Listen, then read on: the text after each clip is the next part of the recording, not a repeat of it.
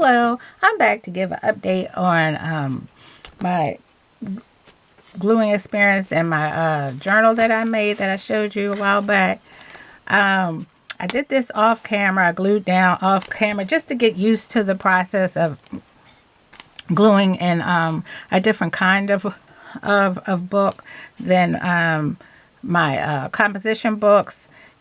So this is just wanted to show you. I don't know what to say since I've already done the work. I glued down magazine images, still my scraps, because you know I have to use up my scraps.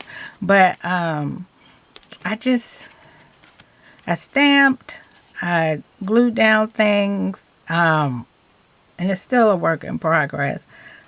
And I put sentiments. It says embrace, keep this, because this is a vintage ticket. Keep this, embrace your journey. And so this is as far as I made it.